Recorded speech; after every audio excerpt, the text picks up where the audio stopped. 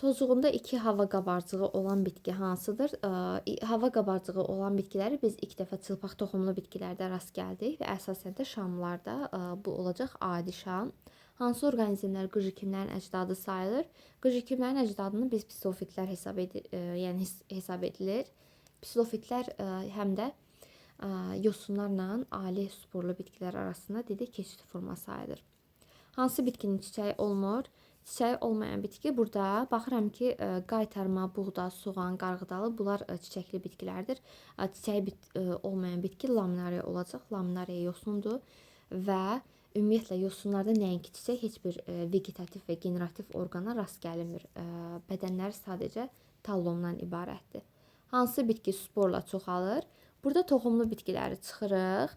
Qalır plan və bakteriya. Biz bakteriyalarda spora rast gəlirik, amma bakteriyalardakı spor çoxalmaya xidmət etmir. Ona görə bakteriyada getdi, qalacaq plan. Ümumiyyətlə uşaqlar sizdən soruşa bilər ki, canlılar aləminin, ümumiyyətlə canlıların neçə aləmində spora rast gəlinir? Spora rast gəlinir deyəndə biz bütün aləmdə spora rast gəlirik. Həm bakteriyalarda, bitkilərdə, heyvanlarda, göbələklərdə spor var. Amma soruşanda ki, canlıların neçə aləmində spor çoxalmaya xidmət edir və yaxud da ki, canlıların neçə aləmində sporla çoxalma var deyəndə onda 3 aləm götürürük. Bakteriyaları artıq burada çıxırıq, çünki bakteriyalarda spor çoxalmağa xidmət etmir. Var, amma xidmət etmir. Heyvanlarda belə biz spor, məsəl üçün sporlarda rast gəlirik. Tutaq ki, malyariya parazitində dedik, sporla çoxalma olacaq. Tozcuq borusu olmur. Tozcuq borusu olmayan bitki elə mamırlar olacaq. Ümumiyyətlə tozcuq borusu olur toxumlu bitkilərdə. Digər variantların hər biri toxumlu bitkilərdir. Dərman bitkiləri elə A variantına verilən bitkiləri götürəcəyik. Demək olar ki, bu sualda digər variantlarda dərman bitkisi yoxdur. Yəni mən rast gəlmədim. 7-ci sual. İlk dəfə quruya çıxmış bitkilər elə psilofitlər olmuş olacaq. Ən qədim bitkilər yosunlardır. Ən sadə quruluşlu bitkilərdir. Bitkiləri mühafizə etmək üçün ilk növbədə yaradılır. Əzbər sualdır. Bitkiləri mühafizə etmək üçün qoruq yasaq və milli parklar yaranır. Tozcuq borusu olmur. Tozcuq borusu olmayacaq mamırlarda, sfagmumda. Suyu buxarlandırmayan bitki. Suyu buxarlandırmayan bitki burada olacaq yosun, yəni laminariya yosun. Çünki ümumiyyətlə yosunlar həm suda yaşayır, həm də bu bitkilərdə ağızcıqlar yoxdur. Suyu bədən səthindən udurlar və ağızcıq, biz bilirik ki, suyu buxarlandırmaqda ağızcıqlar əsas funksiyanı ağızcıqlar yerinə yetirir. Yosunlarda da ağızcıq olmadığına görə onlar suyu buxarlandırmayacaq. Məsələn, burada kaktusda fikirləşə bilərsiniz. Çünki kaktusun yarpağı delmişik, dikana çevrilmişdir. Yəni kaktusda yarpaq dikana çevrilib, amma gövdəsi vasitəsindən minimum səviyyədə, yəni buxarlandırır. Baxıram 12-ci suala. Daş kömürün əsas kütləsi əmələ gəlmişdir qıcıkimlərdə. Yəni əzbərə əsaslanan sualdır. Ümumiyyətlə buradakı sualların əksəriyyəti əzbər suallardır. Mümkün qədər izaha ehtiyac olanları izah edəcəm. Torfun əsas hissəsi mamırlardan əmələ gəlmişdir. Bir-birinə yaxın olan cinslər bilavasitə hansı sistematik vahiddə birləşir? Cinslər birləşir fəsilədə. Fəsilələr bilavasitə birləşir hansı sistematik vahiddə birləşir? Fəsilələr birləşəcək sırada. İndi bizə burada dəstə də verə bilərdi. Dəstə olsa həmin variantı da götürə bilərdik. Biz bilirik ki, ümumiyyətlə bitkiləri və heyvanları sistemləşdirərkən 2 dənə sistematik vahid var ki, bitkilərdə və heyvanlarda fərqlidir. Bunlar bitkilərdə şöbə və sıradır, heyvanlarda isə dəstə və tipdir. Bizə əgər desəydi ki, heyvanlarda fəsilələr hansı sistematik vahiddə birləşir, biz o zaman dəstə götürərdik. İndi burada bizdə heç birinin adı çəkilmədiyinə görə variantlarda yalnız sıra verib. Yəni ad çəkilməyəndə həm sıra, həm də dəstə eyni, yəni sualda, variantlarda olmayacaq. Sıralar hansı iri sistematik vahiddə birləşir? Sıralar sinifdə birləşir. Sinif hər ikisində var. Siniflər hansı iri sistematik vahiddə yerləşir? Sinifdən sonra bitkilərdə şöbə gəlir, heyvanlarda tip var. İndi bizə hər iki variantda yalnız biri veriləcək. Bu da şöbə verdiyinə görə şöbəni götürürük. Hansının qutucuğunda spor əmələ gəlir? Təbii ki, sfagmumun. Digər bitkilərin qutucuğu var, amma spor əmələ gəlmir. Yəni toxum əmələ gəlir. Yəni həmin bitkinin meyvəsidir qutucuq. Amma sfagmunda qutucuq meyvə sayılmır. Meyvə əmələ gətirmir. Meyvə əmələ gətirmək sərv olacaq ki, çılpaq toxumlu bitkilərə aiddir və meyvəsi olmur. Yəni onlarda qoza olur. Meyvə əmələ gətirməyən yenə parmeliya olacaq ki, parmeliya şibyədir. Spermlər tozuq borusu vasitəsilə yumurtacığa daxil olan bitkilər örtül toxumlu bitkilərdir. Sperm isə yumurtacığa daxil olan bitkilər çılpaq toxumlu bitkilərdir. Ulutrixin bir zigotundan əmələ gələn qamçısız sporların sayı. Ulutrixin bir zigotundan 4 dənə qamçısız spor əmələ gəlir. Turpun neçə çiçəyində olan kasa yarpağının sayına bərabərdir? Biz bilirik ki, turpun bir çiçəyində 4 kasa yarpaq olur. Elə bir çiçəyində olan kasa yarpağının sayına bərabər olmuş olacaq. 24-cü sualda Ulutrixin bir zigotundan əmələ gələn qamçısız spor 4 dənədir. Turpun neçə çiçəyində olan ləçəklərin sayına bərabərdir? Turpun da biz bilirik ki, bir çiçəyində 4 ləçək var və 4 dənə də kasa yarpağı var. Ləçək dediyinə görə elə bir çiçəyində olan ləçəyin sayına bərabər olacaq. Obyekti 110-100 min dəfələrlə böyüdən mikroskopda işıq əvəzinə istifadə olunur. Elektron selindən söhbət elektron mikroskopundan gedir. Böyütmə dərəcəsi 400 olan mikroskopda okulyar obyektiv üzərində yazılan ədədlər eynidir. Ədədlər eynidirsə, yəni A kvadrat, biz bilirik ki, ümumiyyətlə mikroskopun böyütmə dərəcəsini biz necə bilirik? Okulyarın üzərində yazılan ədədi obyektivin üzərində yazılan ədədə vururuq. Əgər eyni ədədlərdirsə, bir-birinə vurmuşam, 2 dənə eyni ədədi 400 eləyib. Təbii ki, burada 20 yazılıb hər ikisinin üzərinə ki, bir-birinə vuranda 400 eləyib. Məndən də cəmini soruşduğuna görə olacaq 40. Hansı əsas bitki qruplarının nümayəndələrində mayalanma prosesi su mühiti ilə əlaqədardır? Ümumiyyətlə, mayalanma su mühiti ilə əlaqədar olan bitkilər, yəni sporla çoxalan bitkilərdir. Toxumlu bitkilərdə ilk dəfə mayalanma prosesi su mühitindən asıllığını kəsmişdir. Digər variantlarda örtül toxum, ümumiyyətlə toxumlu bitkilər var. Burada qalır yosun mamır və qıcı kimlər. Ümumiyyətlə bu bitkilərdə tək spora görə yox, bu bitkilərin spermləri, yəni spermatozoid adlanır, qamçılıdır. Ona görə bu hüceyrələrin yəni hərəkət eləməsi üçün mütləq su mühiti lazımdır. Rizoidi olan orqanizmlər yaşıl quş mamırının rizoidi var, amma pensil göbələyinin rizoidi yoxdur. B variantında da götürməyəcəm. Ümumiyyətlə sfagmunda rizot yoxdur, nə də spragira yosundur. Spragira sərbəst şəkildə suda hərəkət edir. Yəni torpağa yapışmır. Yəni yapışmaq üçün onun xüsusi bir orqana da ehtiyacı yoxdur. C variantında Ulutrix yosunu var. Bu yosun hüceyrəsi vasitəsilə, axırıncı hüceyrəsindən torpağa yapışır. Hətta dedik, həmin hüceyrəsində nə nüvə yoxdur, nə də xromatofor olmur. Amma laminariyada var. Ulutrixə görə çıxıram C variantını. D-də mukor göbələkdir. Yenə eyni zamanda sfagmunda gedir. E variantı olacaq. Yaşıl quş mamırı, həm də laminariya yosununun rizoidi var. Hansı bitkinin qutucuğu meyvə deyil? Baxın, bayaq qeyd etdim ki, sfagmum mamırında qutucuq meyvə sayılmır. Amma digər bitkilərdə qutucuq meyvədir. Hansı bitkinin qutucuğu meyvə deyil? Yenə yaşıl quş mamırı. Təkamül prosesində daha əvvəl meydana çıxmışdır.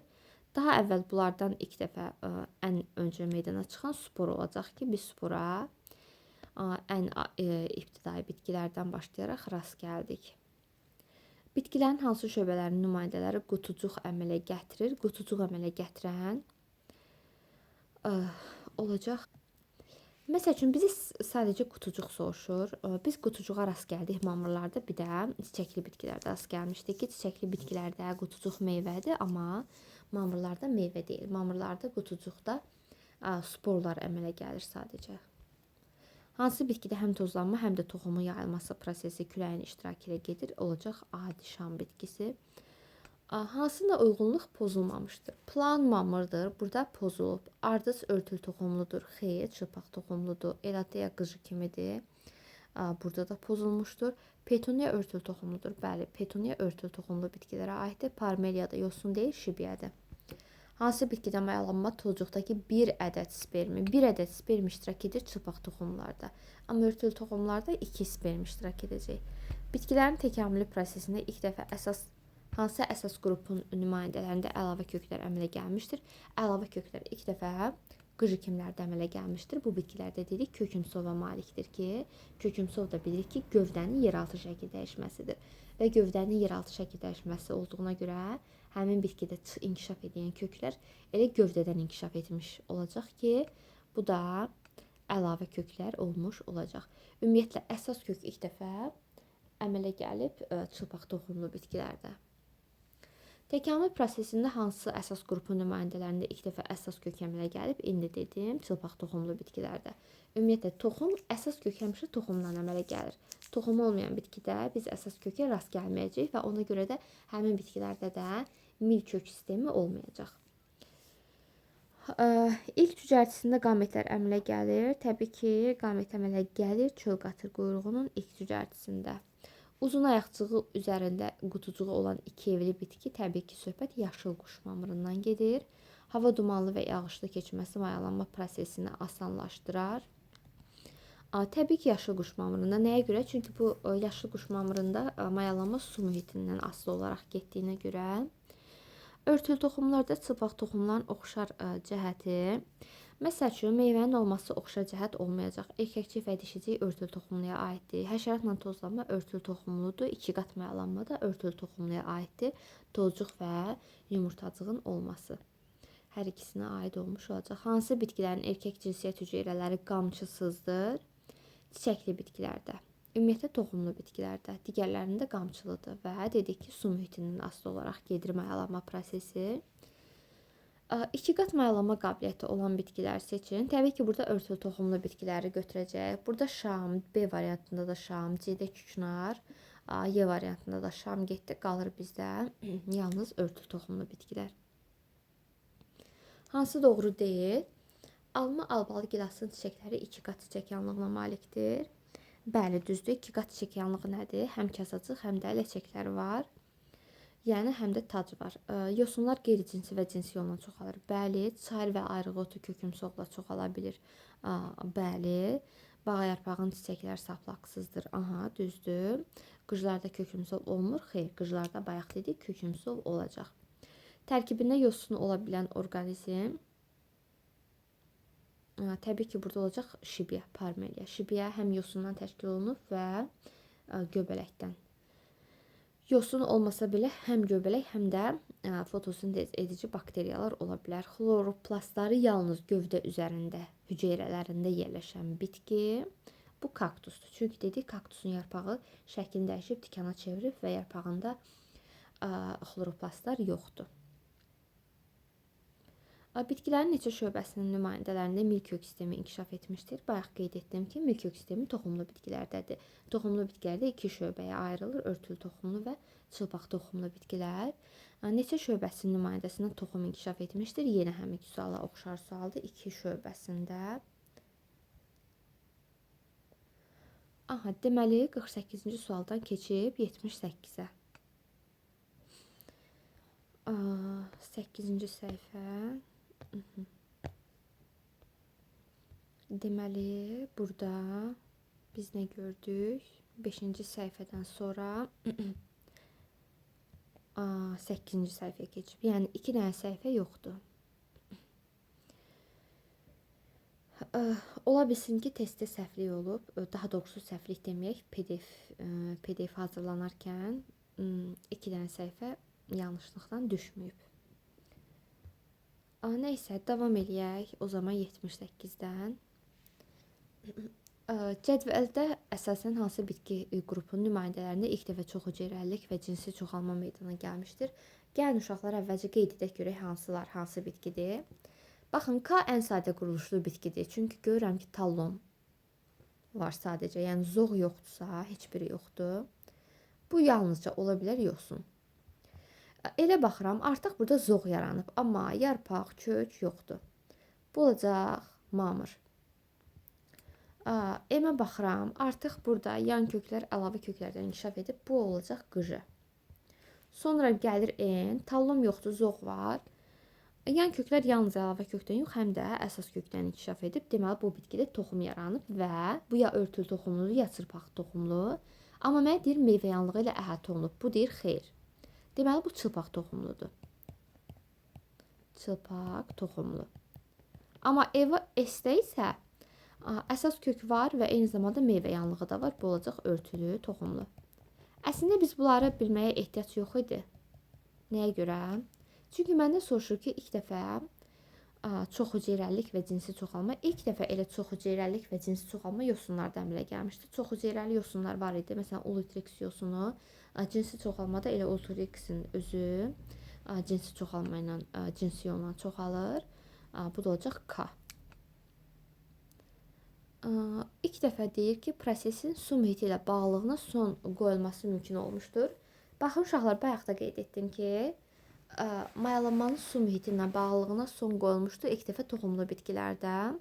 Burada da biz yuxarıdakı ilə eyni cədvəldir. Biz burada N-i çılpaq toxumlu götürmüşdük. Elə çılpaq toxumlarda yaranmış olacaq, yəni N-də. Erkək qametləri spermatozoid olan bitki, ümumiyyətlə erkək qametləri spermatozoid olan bitki, yəni mayalanma su mühitindən gedir bu bitkilərdə və erkək qametləri qamçılıdır. Burada sfagmum mamırı, qatır quyruğu, soran, plaun, bunları çıxsaq, biz elə bunları soruşur. Olacaq 1, 2 və 5. Erkək qametlər spermlər olan bitki, artıq spermlər varsa, deməli burada söhbət nədən gedir? Toxumlu bitkilərdə. Məsələn, sfagmum mamırda spermatozoid adlanır, plaun spermatozoiddir. Qatır quyruğu da spermatozoiddir. Qalır şey çiçəyi, palıd, çovdar, çoban yastığı və dəvə dabanı. 3, 4, 6, 7 və 8. Erkək qametlər spermlər olan bitkilər yenə mamır gedir, qıcı gedir. Qatır quyruğunu da silsəm 3, 4, 6, 7, 8. Cədvələ əsasən deyir ki, izogamiya tipli. Ümumiyyətlə, uşaqlar, izogamiya nədir? Qametlərin formasına görə, ümumiyyətlə qamet əmələ gəltirmə formasına görə canlılarda 3 cür qamet tipi var. İzogamiya, anizogamiya, bir də var ogamiya. Yəni MİQ imtahanında da soruşulan sualdır. Bunu bilmək lazımdır. İzogamiya nədir? İzogamiyada erkək və dişi qametlər bir-birinə çox oxşuyur. Yəni həm quruluşu oxşuyur, həm ölçüləri oxşuyur. Məsəl üçün, Ulutrex yosununda, elə yosunlarda göstərə bilərik. Xlamidamanoda yosununda. Hər iki, həm erkək fərddə, həm dişi fərddə, yəni daha doğrusu hər iki fərddə eyni formada və eyni quruluşdadır. 2 dənə qamçısı var, yəni qametlər bir-birinə çox oxşuyur. Bu olur izogamiya. Anizogamiya nədir? Anizogamiyada ölçüləri fərqli olur. Biz bunu adətən örtülü toxumlu bitkilərdə rast gəlirik, çiçəkli bitkilərdə. Bir də var ogamiya. Ogamiya nədir? Ogamiyada yumurta hüceyrə olur və spermatozoid olur. Yəni qametlər həm formasına görə bir-birindən fərqlənir, həm də ölçüsünə görə. Adətən məsəl üçün adətən məməlilər sinfində demək olar ki, adətən demək, ümumiyyətlə məməlilər sinfində biz ogamiya tipli qametlərə rast gələcəyik. Çünki spermatozoid qamçılıdır və yumurta hüceyrədən kiçikdir. Yumurta hüceyrə isə formasına görə də fərqlidir, həm də ölçüsü daha böyükdür. Məsəl üçün mamırlarda rast gələcəyik. Bizdən izogamiyanı soruşduğuna görə izogamiya olacaq. Deməli, elə bizdə ən sadə quruluşlu K-dır. K yosundur. Dedik ki, yosunlarda izogamiyaya rast gəlinir. Deyir ki, ilk dəfə meyoz və cinsi çoxalma meydana gəlmişdir. Baxın, K-nı yenə həminki cədvəldir. K ən sadə quruluşludur. K yosundur. Təbii ki, ilk dəfə yosunlarda meyoz və cinsi çoxalma əmələ gəlib. Cədvəldə deyir ki, həm dişi, həm də erkək qametlər hərəkətsiz olur. Həm dişi, həm erkək qametlər hərəkətsiz olur toxumlu bitkilərdə. Bu da örtülü toxumlu və çılpaq toxumlu bitkilərdir. Biz N və S-ə baxsaq, ümumiyyətlə baxın, ən sadədən mürəkkəbə doğru quruluş get-gedə artıb. Bu da yosun, sonra gəlir mamır, sonra gəlir qıjı, sonra gəlir çılpaq toxumlu, daha sonra örtülü toxumlu. Bu cədvəli də biz ilk cədvəldə sizlə aydın şəkildə izah elədim. Hansı nəyə görə örtülü toxumlu, nəyə görə qıjı, nəyə görə çılpaq toxumlu götürdüyümüzü. Burada da olacaq örtülü toxumlu və çılpaq toxumlu bitkilər. Yəni N və S. Baxın, toxum hər ikisində var. Deməli, burada toxumlu bitkilər götürəcəyik. Sxemdə təkamül sxeminə uyğun doğru olmayanlar soruşur. Elə birinciyə baxanda görürəm ki, mamırdan yosun yaranıb. Yosun ən sadə quruluşlu, yəni ilk dəfə ən qədim orqan bitki sayılır. Birinci yosun olmalı idi, sonra mamır, daha sonra mamırlar gələ bilərdi. Amma burada mamırdan sonra yosun gəlib, bir səhvdir. Yosunlar sonra pistofitlər. Bəli, yosunlardan pistofitlər yaranır. Burada pistofitlərdən sonra gəlməli toxumlu qıjılar. Çünki burada bizə verib birbaşa yosunlardan qıjlar əmələ gəlib. Biz çünki dedik ki, pistofitlər yosunlarla digər ali bitkilər arasında keçid forma hesab olunur. Ona görə 3-ü də yanlış götürəcəyik. Olacaq 1 və 3. Təkamül prosesində çiçəkli bitkilər yaranana qədər təbiətdə nə ola bilməzdi? Ola bilməzdi dişicik. Çünki dişicik dedik, çiçəkli bitkilərdə yaranıb. Yumurtacıq örtülü toxumlarda da var. Kasacıq çiçəkli bitkilərdə var. Spermi örtülü toxumlarda da var idi. Toxum örtülü, daha doğrusu çılpaq toxumlarda da var. Zigota biz elə ilk dəfə elə mamırlarda, yosunlardan bəri rast gəlmişdik. Mayalama nəticəsində yaranır və meyvə yanlığı. Olacaq 1, 3 və 7. Verilmiş təkamülün gedişində meydana çıxma ardıcıllığı. İlk dəfə yaranıb xloroplast, xromatofor yosunlarda. Sonra xloroplastlar mamırlarda. Daha sonra əlavə kök qıjılarda, küləklə tozlanma örtülü toxumlarda çiçək, daha doğrusu küləklə tozlanma çılpaq toxumlu, çiçək örtülü toxumlu, daha sonra da həşəratla tozlanma yaranıb. Ki, təbaşir dövründə yaranmışdır deyəcəyik. Deməli, təkamül prosesində meydana çıxma ardıcıllıq yenə həmin qaydada ilk dəfə qamçı yaranıb, qamçı bakteriyalarda olub, sonra rizoid yaranıb yosunlarda, daha sonra yarpaq götürəcək, qıjı kimlərdə olub, daha sonra tək qıjı kimlərdə yox, eyni zamanda mamırlarda da yarpaq olmuş olacaq. Yarpaq, sonra toxum, daha sonra çiçək və meyvə. 1 və 5. Bu qədər. Deməli, arada biz bir neçə sualı ötürmüş olduq. 48-dən 78-ə qədər 30 dənə sual ötürmüş olduq. 2 səhifə olmadığına görə. Bu qədər. Sağ olun.